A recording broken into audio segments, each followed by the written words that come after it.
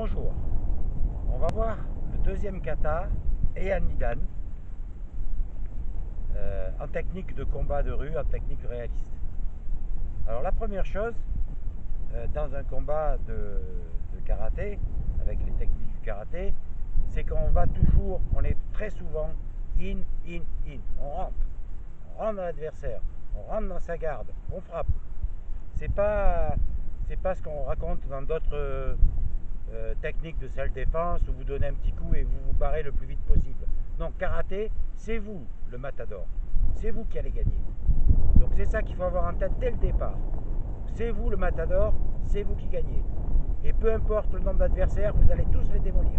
Il faut avoir ça en tête dès le départ. Vous êtes dans l'esprit de bagarre et vous gagnez. C'est pareil dans les guerres. Le général qui a peur, qui doute, ou qui, comme Von Paulus, etc., ou tant d'autres, ils vont au désastre. Le général qui gagne, c'est celui qui croit à la victoire. Et ça, il faut l'avoir dès le départ. Donc, peu importe, vous êtes là, il y a une agression, vous allez gagner. Peu importe. Parce que de toute façon, ils ne pourront pas attaquer tous ensemble. Et vous allez les démolir les uns après les autres.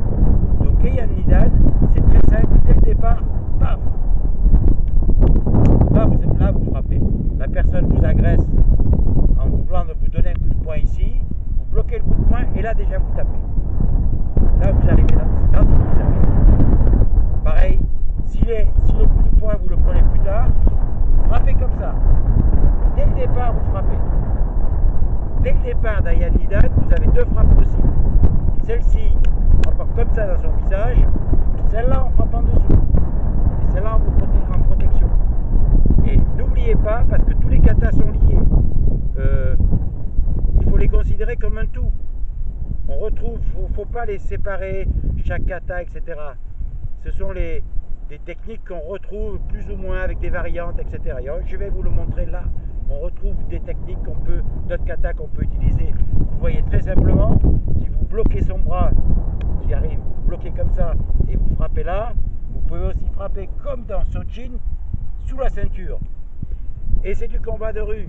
Donc vos adversaires n'ont aucune règle, aucune morale, rien. Ils sont là pour vous démolir. Donc vous aussi, vous frappez. Et là, c'est très rapide. Paf, un coup sous la ceinture. Voilà, comme dans Sochi. Et on oublie toutes les techniques scolaires qui sont dans les katas, les gros Zenkutsu, les Kokutsu, tout ça. Il faut oublier tout ça. C'est du combat de rue, donc vous avez des techniques plus simples. Vous êtes là en motodashi, tout simple. En fudodashi, mais pas trop baissé. Prêt à taper chaque fois et à bouger la position. La deuxième chose, vous regardez dans Heian Nidan, après vous faites ça.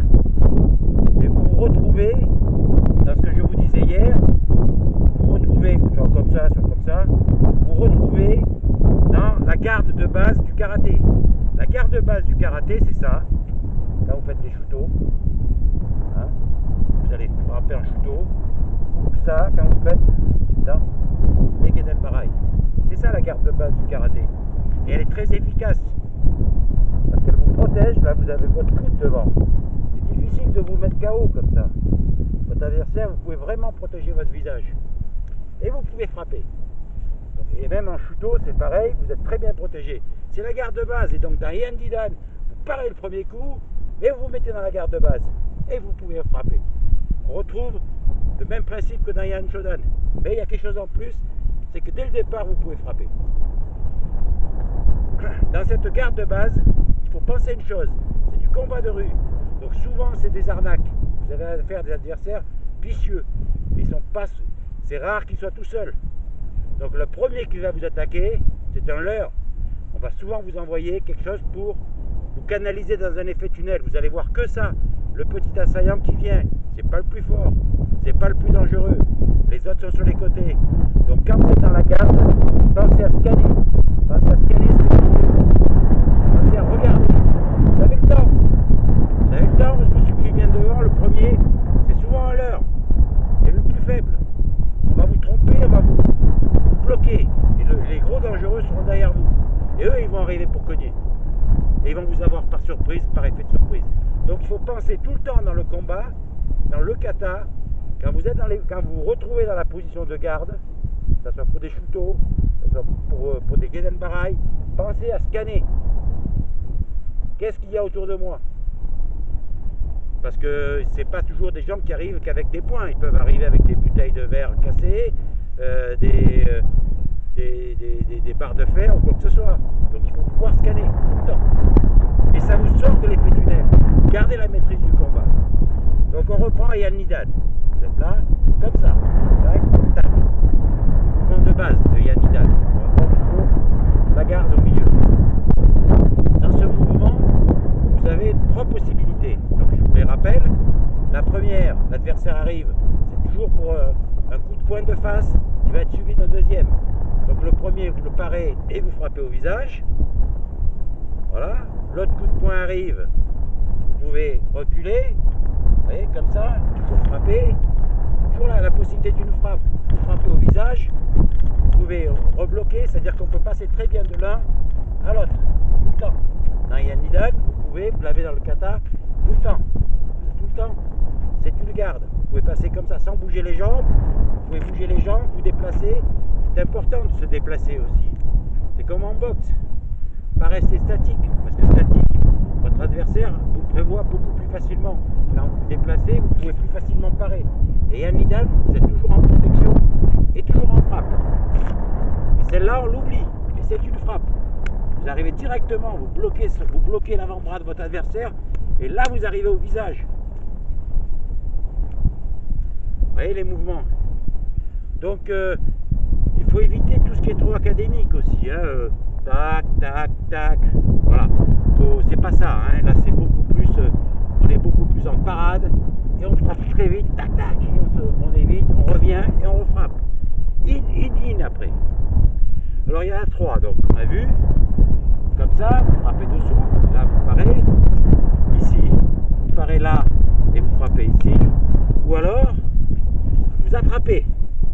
Vous avez dans le kata. Paf et paf. Donc en même temps, ça peut se faire aussi. Hein. Tac, tac, tac. Vous voyez? Pareil là et blanc. Vous pouvez faire aussi ça.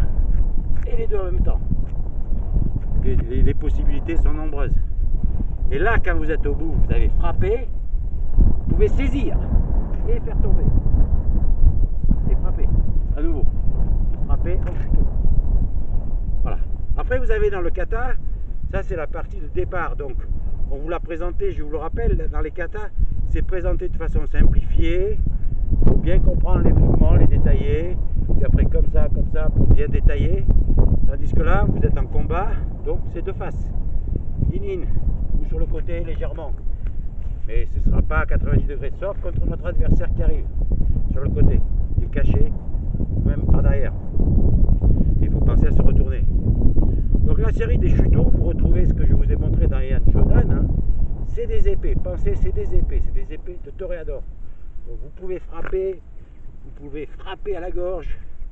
Et ça, vous l'avez dans le kata. Vous pouvez attraper le bras adverse, le retourner, frapper. Voilà. Donc vous avez cette série. Et vous avez aussi ce qu'on trouve souvent en karaté, c'est cette façon de se défendre. Vous voyez? Comme ça. Vous venez sur le côté. Pour après, frapper. Vous faire tomber. Tac, tac. Vous voyez, vous faites tomber comme ça. On appuie. Il ne faut pas oublier aussi, dans Ian Nidan, que vous avez beaucoup de possibilités avec les pieds pour déséquilibrer votre adversaire, le tirer vers vous et lui rentrer dedans. Ou ici comme ça. Et on frappe. Pensez aussi aux coudes, parce que les coudes sont très importants dans ce combat. Vous êtes en combat rapproché, donc les coudes, vous pouvez les utiliser et rentrer. Voilà. Donc dans ce kata, vous avez aussi après, donc vous avez la partie des chuteaux qu'on retrouve qui ressemble à celle de Ian Shodan, à part que vous avez ça en plus, le truc frontal avec Osae et on rentre. Mais vous avez aussi après la partie qui est comme ça. Tac, tac, tac. Donc là, vous pouvez le faire. Timberline propose une solution qui est très efficace. Vous tapez là, vous tapez ici et vous revenez là. Kanazawa propose une parade sur un coup de pied. Vous dégagez et vous frappez. Bon, il y a différentes, il faut vous adapter, mais on retrouve, j'aime bien celle de Jimberline, qui est très simple. Vous tapez sur le bras, vous tapez sur le, ici au niveau du cou, vous donnez un coup et vous rentrez. Et là vous devez, plaf, de nouveau, vous voyez. Et là c'est très efficace ça aussi.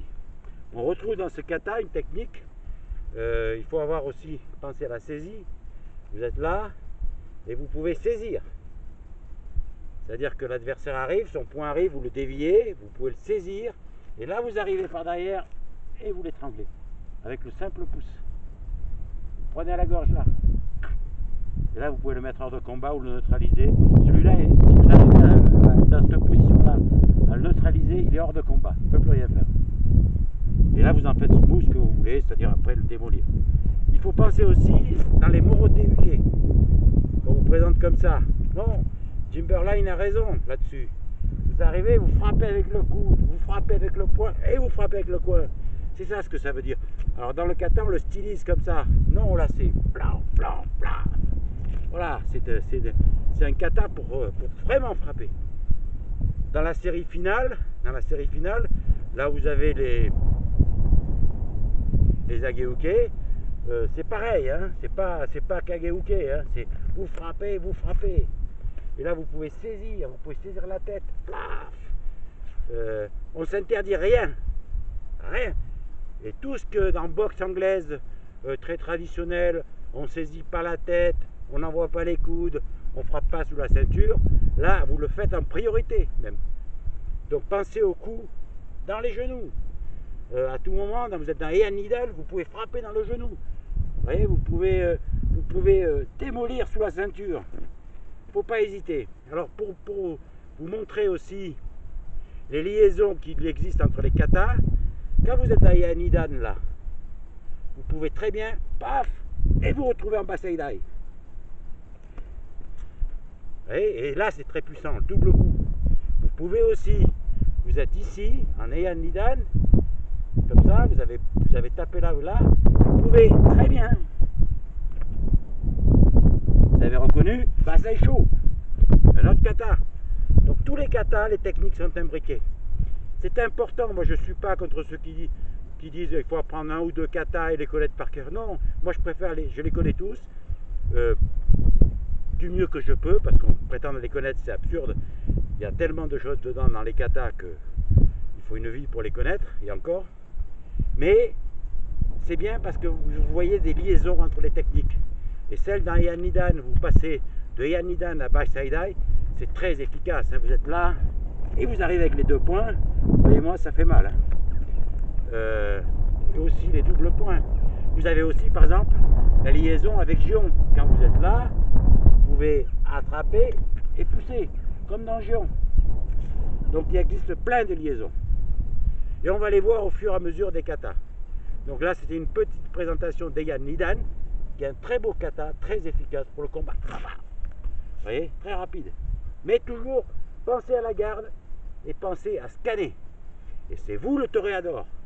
C'est vous qui allez gagner le combat en karaté. On l'accepte, on y va, on rentre dedans et on gagne. Voilà.